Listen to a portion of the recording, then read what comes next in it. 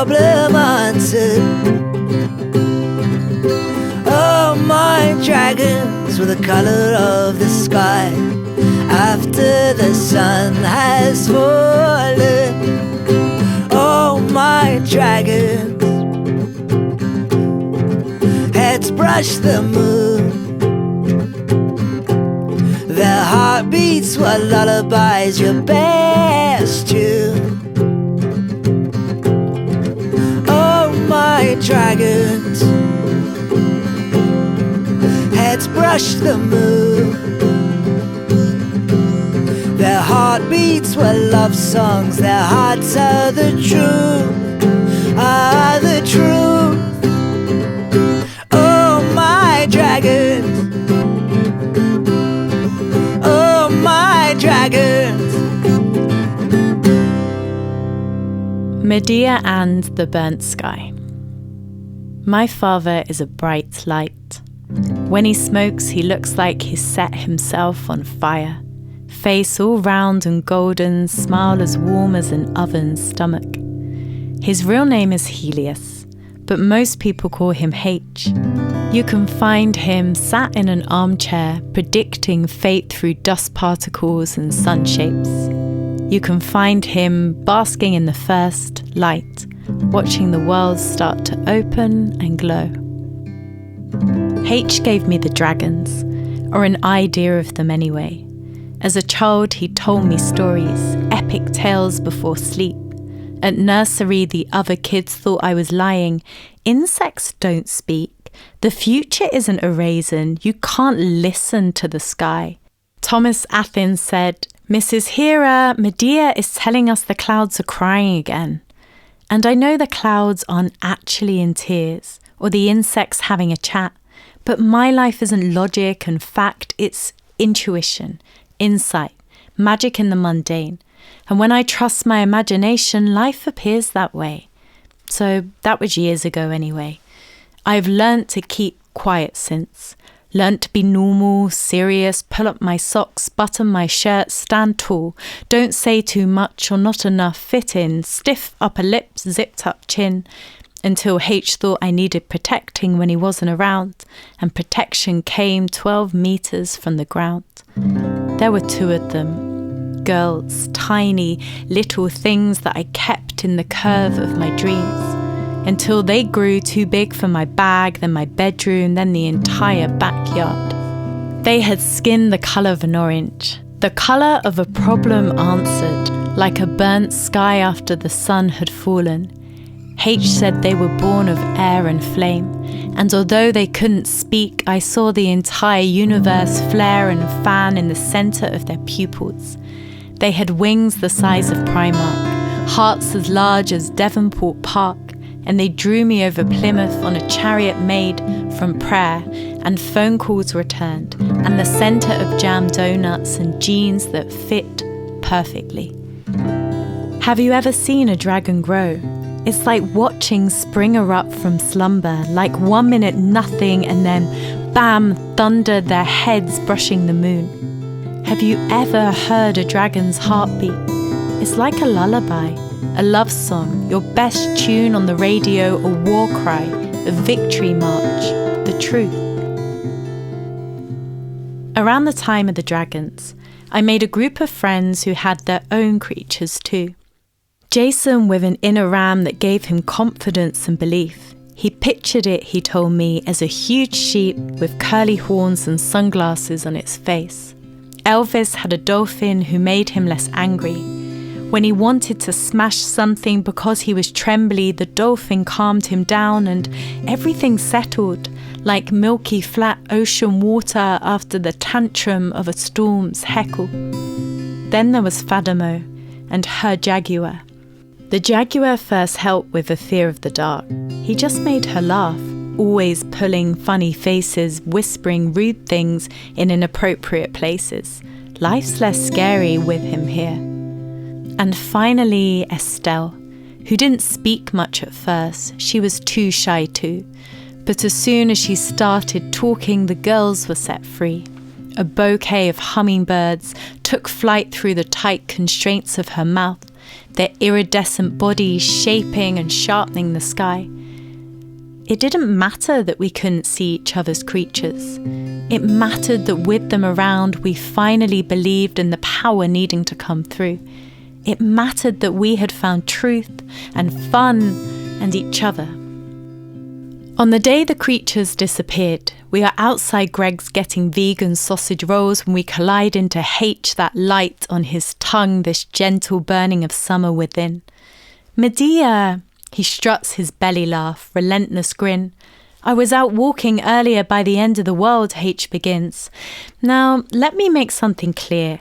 The end of the world is by Millbay Pier, and sometimes when you look out at the water here, it feels the old has come to a stop. The air and your rib cage are left dancing. He continues. Underneath the last tree on earth, he says, which is cute and not actually true. It's a pine in West Ho Park, but it's got something special about it, like the right ratio of bark and leaf that feels like you are tipping into infinity when near it. And I took off my fleece, 'cause it's warm and all, and left it hanging from a branch, H says. Problem is, it's got my wallet in the pocket, keys, mobile phone, a receipt I need, and I just haven't got the energy to return. I'm as old as time, as old as the sun. I'm exhausted, H chimes. We could go for you, Fatima replies, turns to us, hungry eyes, soft voice. And there is a clutter of noise, not only human, but ram, dolphin, jaguar, hummingbird and dragon, growl, purr, chirp and click, and we all chorus, equal measure, part flame, part spirit. Let the adventure begin.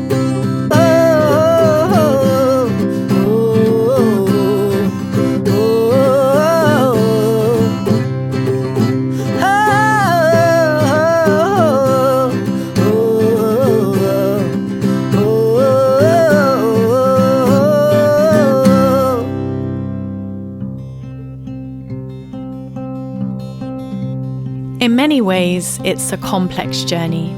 We start in the sky, ride on the back of my dragon's heads, backs and thighs towards the end of the world, to the beginning of time. Up here, we battle demons, not monsters or gargoyles, but the ones deep inside our bodies who creep in with feelings unannounced. Fatima is scared of heights. And as soon as we lift off the ground, she starts to shake like a snow globe in an earthquake. Then her jaguar wakes up and her face changes. And suddenly she looks okay. She knows she's safe.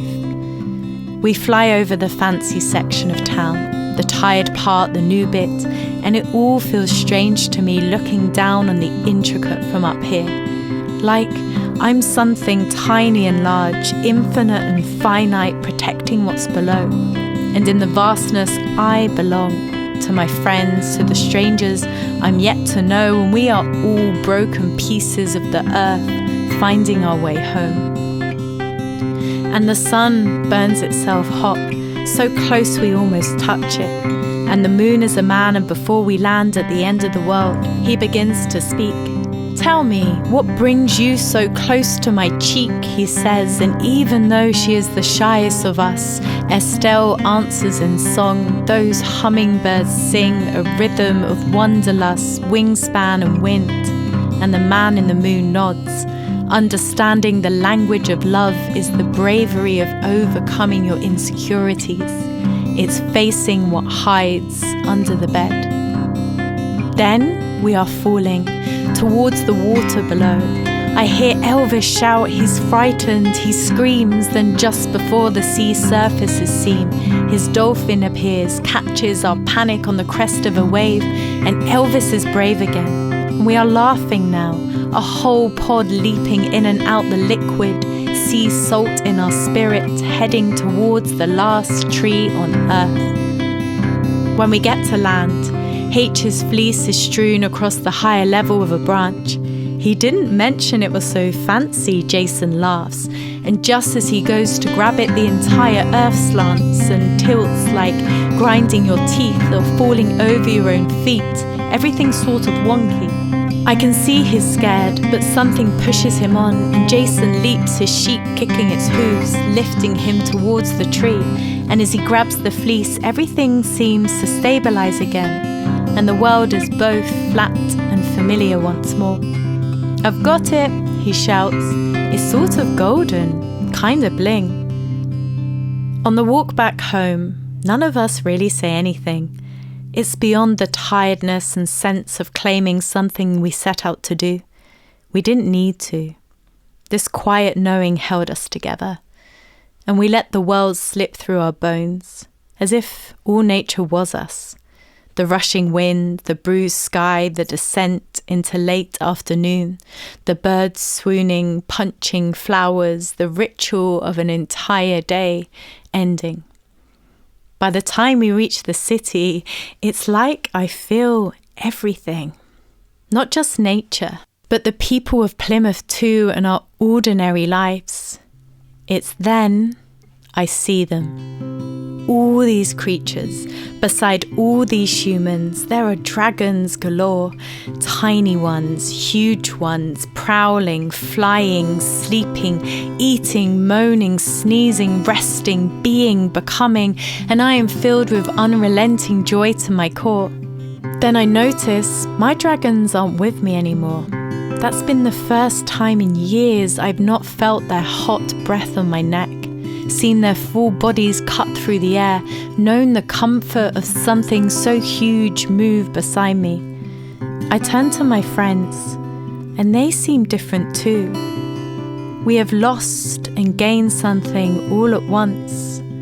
There is nothing left but ourselves, each other, and this growing light that burns inside us all. Oh, oh,